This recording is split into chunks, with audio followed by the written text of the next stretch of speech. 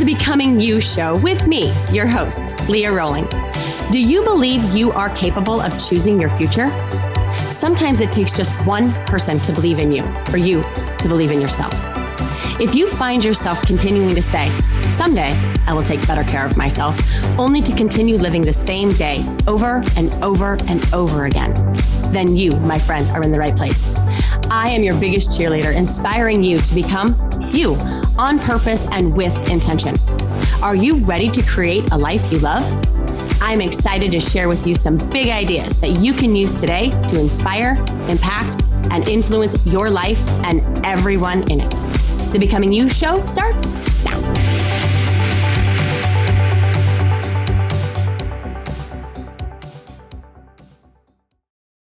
Hello, my friends. How are you? I hope you're awesome. I just got back from one of my dear friends' conferences where I was so honored to get to speak and workshop with some of the most incredible humans, powerhouses in the space of personal development and growth. I got to speak on stage alongside of the likes of Jamie Kern Lima, who is a multi-billionaire, sold her makeup, refused to quit, sold it to L'Oreal, been on Oprah, been, friends with Ed Milet, just an incredible soul. I got to share the stage with Trent Shelton and Leah Valencia Key and Rudy Reichsteins and Coop Blackson and Moira and just so many amazing, amazing people. I got to sign my book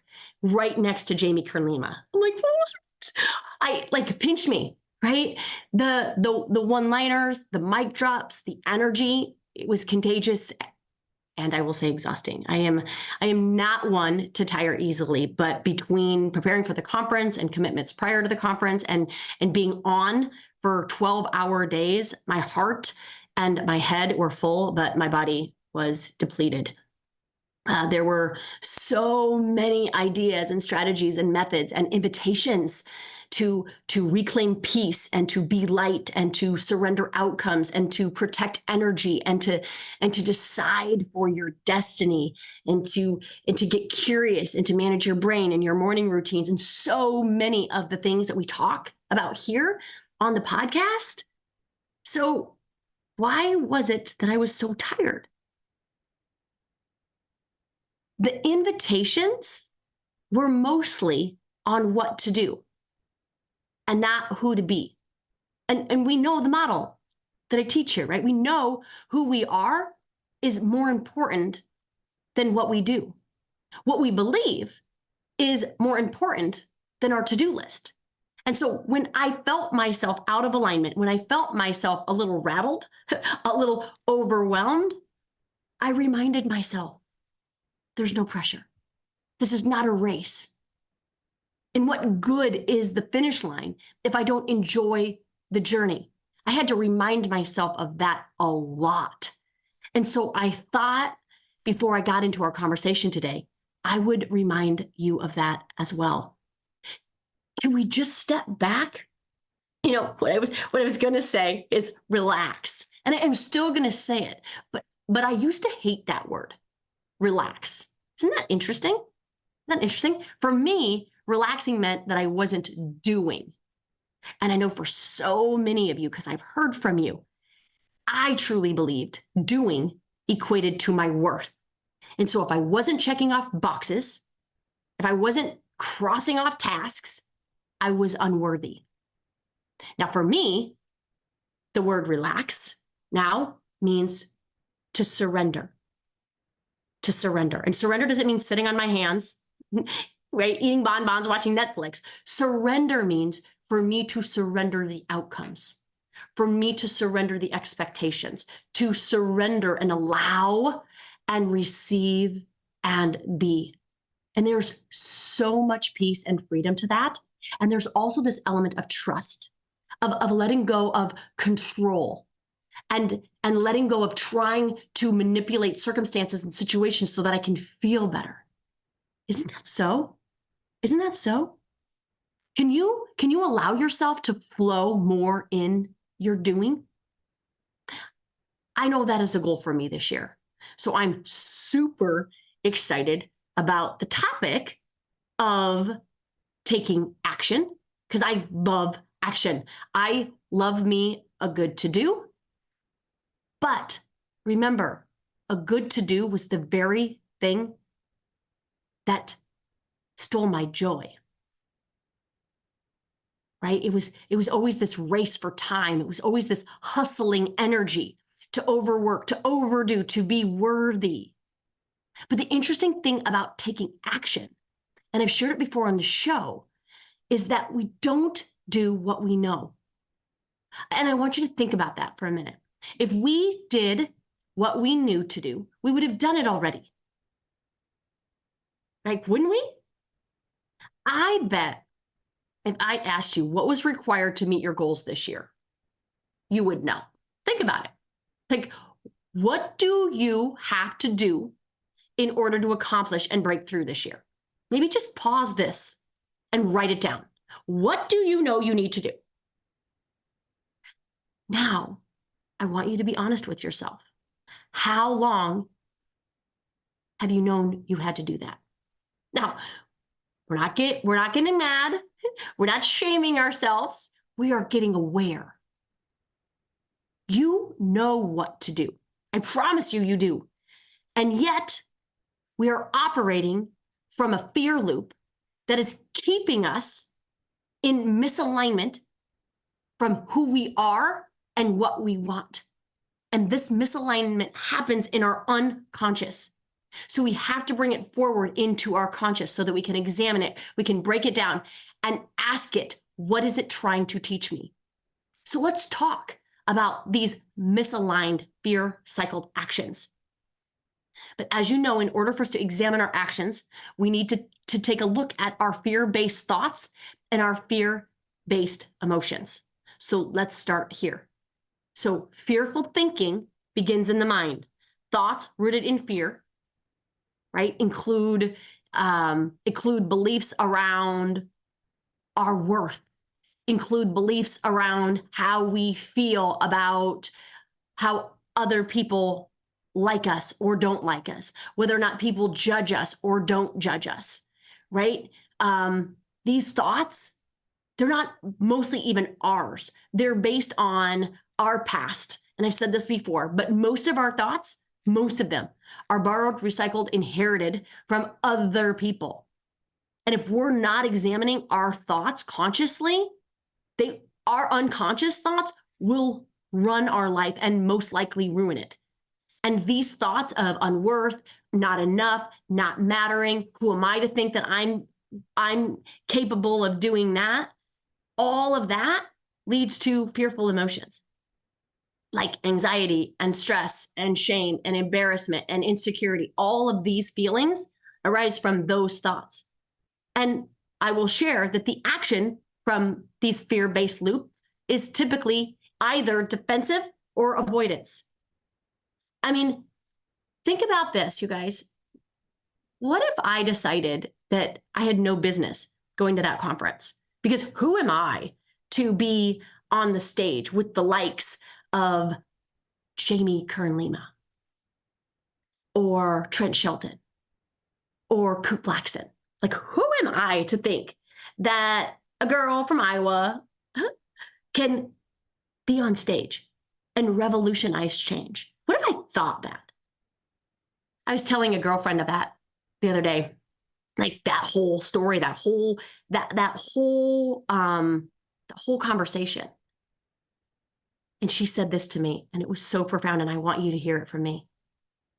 She said, "But Leah, the universe knows your name." Think about that. I get goosebumps. The universe knows your name. You listening to me, it knows your name. So because of that, you are worthy. You are deserving to play. And when we don't believe that's true for us, we don't play at all. So if I would have thought that, if I wouldn't have gotten on that stage, I wouldn't have got to meet incredible beings. I wouldn't have got to help and support them navigate their own loops and patterns. We all have a gift. And I like to think that my gift is helping and support people breaking free of patterns of shame and unworth, because I had to do that in my life so that they can step into a life that they both want and deserve. So let's talk about some of these fear loops, right?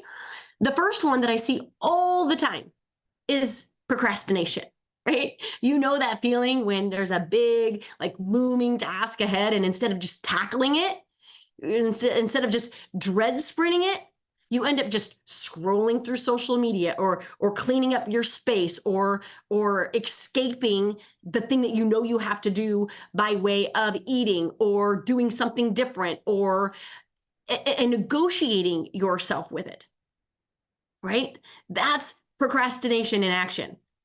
It's like deep down, we're scared that we'll mess it up or that we'll fail. So we just kind of keep putting it off, right? It's kind of ironic. We delay to avoid failing, and yet not doing it feels just as bad. And most times, it's an almost guaranteed failure. Okay? So that's first. So just check in with yourself. Where are you finding yourself procrastinating? If you're procrastinating, there's a fear loop. We got to break it. We got to break that so that you're on fire and you're prioritizing your dreams, because we need you in the world. Because remember, the universe knows your name. The universe knows your name. You're here for a reason. And when you procrastinate on that reason, you steal and rob all of the rest of us from experiencing your gift, and you rob yourself of it. Okay? Perfectionism is another one of those fear loops. Okay? The endless chase of perfection. And friends, I know these well. Do you want to know how I know them well? Because I had to solve the loop. I had to get myself out of that loop. And knowing that there's a loop and actually solving for the loop are two different things. Okay? So knowing that you procrastinate, knowing that you have perfectionistic tendencies, that you are riddled in perfectionism, that's one thing. But being able to clear it up and clean it up and get yourself shifted, it's a completely different. And that is where you will stand in your authentic power. And that is what I want for every single one of you that are listening to my voice, and those of you that aren't listening to my voice. So perfectionism, okay? It's when we try so hard to make everything flawless that we actually forget to live, right? We think that if everything is perfect, that we won't be criticized or we won't fail. But the truth, it's exhausting. It's like running on a treadmill that keeps speeding up, and you can't keep up forever. And you know, if you jump off of it, then you have to go back. You have to go all the way back. And how will you cover it up? And what will you say? And how will you excuse it? And that is so costly. It costs us our peace. It costs us our happiness. It costs us our authentic relationships with other people. People don't need you to be perfect. They just need you to be. They just need you to show up. They just need you to give yourself. And so that too is a loop in fear. That too is a loop that's discounting the gift that you are. The other fear loop, okay, over yesing. Okay, ever found yourself just saying yes to tasks or favors when you're already overloaded? When you already are having conversations in your head or with your husband on walks, like, oh my gosh, I'm so overwhelmed. Like, there's so much to do. And yet that next text, that next request, you're like, yes, that's it. Yes. We don't have a litmus test that offers up, nope, that's just a no for me. That's just a no for me. And we don't defend it with anything. We just over yes. We are programmed, friends, to please. And when we do that, and when we operate from that programming, we're so scared of letting other people down or not being liked that we continually let ourselves down, and we continually not like ourselves. Anyone been there? I've been there so many times. But saying yes to everything often means saying no to our own needs and wants. And it's a fast track to burnout. It's a fast track to overwhelm. It's a fast track to resentment and bitterness and anger. And when you are riddled in all of those emotions, you can't possibly be giving to the who's and the projects in the way that you know you can, in the way that you know has been laid on your heart to do. So I just want you to check yourself. Where are you procrastinating? Where are you perfecting? Where are you over yesing? And if you know people that are doing this, could you share this with them? There are too many of us that aren't putting our awesomeness into the world because of those three things. I'm going to share a couple more, but those three are the big ones. They're huge and they're debilitating. They're not invigorating. They will steal your joy. They will shut you down and they will slow the progress of your life. Okay, the next one, control. Or should I say the false illusion of control? When we operate from the primitive brain, we will try to control situations, circumstances, events, and people so that we feel better. And we will try to manipulate it so that we feel better. Those are the two things that we do. And when we try to control everything and everyone around us, it's exhausting. And we've all been there, right? Thinking if we can just keep everything under our thumb, right? We won't have to deal with the unknown, with the uncertainty. And yet, life has a way, doesn't it, of showing up full of surprises. And that tight grip on it, it often leaves our hands empty. Because there are only 4 things that we can control. And I've shared them with you before, but it's not other people. I've tried it, it doesn't work. It's not situations, it's not circumstances that happen, that occur in our life. Those are completely out of our control. But what is in our control is how we respond to it. And I said respond and not react, because react is an action from fear. React is a behavioral response from procrastinating, from people pleasing, from over yesing, from this control. So that is a fear loop.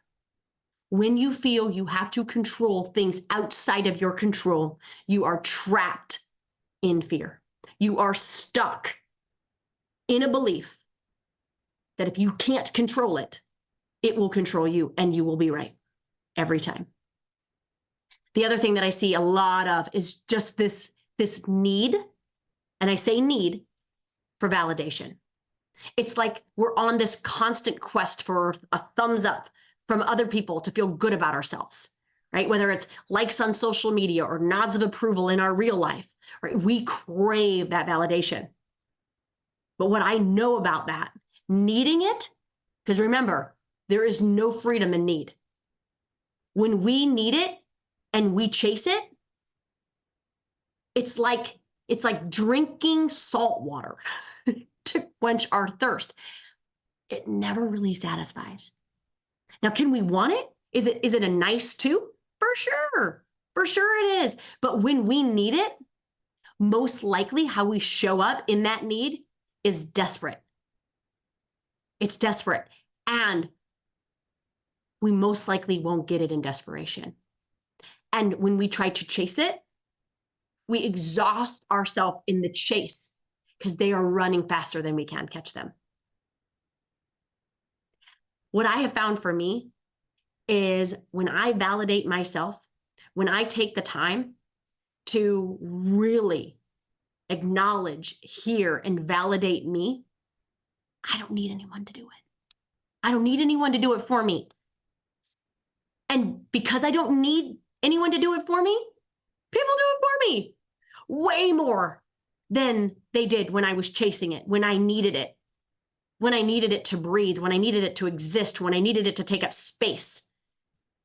That came from desperation. That came from an ingenuine quest to control and to manipulate other people. Well, friends, people do not like to be controlled. People do not like to be manipulated. And if you're doing that to your people in your life, they will see it, they will sense it, and there will not be any reconciliation in that validation. Okay? The other thing that I see is impatience and irritability. Have you ever snapped at someone or something over something very minor, right? That's impatience. And its cousin, irritability, shows up. And it often comes up in this like inner unrest or frustration with ourselves, right? Maybe we're not where we want to be, or things aren't going as planned. And so we get super impatient. But I want to drop something on you guys here. I truly believe that the only reason that we are impatient is because we're not conscious about where we are right now. Because here's the thing, friends, it's not going to be better there, right? Whatever it is that you think you want, it's not going to be better there. It's going to be 50-50 there. Yes, you will have different experiences. Yes, you will become a more stronger and smarter and more valuable person to yourself, for sure. It's not better there. It's still a 50-50.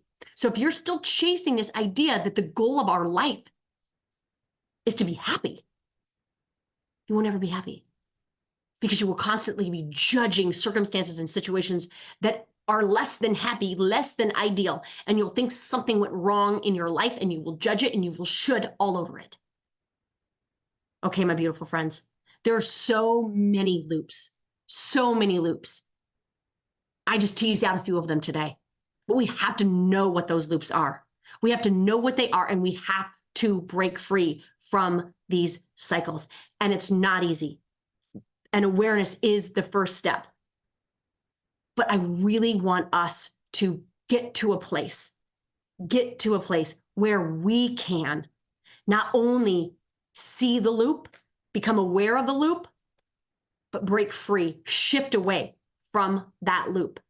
And if this is your year that you want to do that, when you're tired of having procrastination and perfectionism and over-yesing and controlling and manipulating and impatience ruin your life and ruin and steal your dreams, make this year that you join us in Shift, that you join us in this program where it's a community, an ecosystem for that level of growth, that level of mastery. It is all about shifting out of all of those fear patterns and into a place of empowerment and freedom. You deserve it. And the ripple effect that it has is massive. So you deserve it. You deserve to win this year. You deserve peace this year. You deserve freedom this year. And you deserve to feel fulfilled in all of the ways you want to feel fulfilled this year. I hope you have a beautiful, beautiful day, everyone. And I will see you next week. Take care. Bye-bye. You have been listening to the Becoming You show with me, your host, Leah Rolling, where I share big ideas to inspire, impact, and influence your life. Tune in every Friday at 11 Central on transformationtalkradio.com for your morning cup of coffee, the hug you never want to end, and that inspirational message that you felt was written just for you. Each show is inspiring you to become you with purpose and intention. For more information or to connect with me, visit www.leahrolling.com.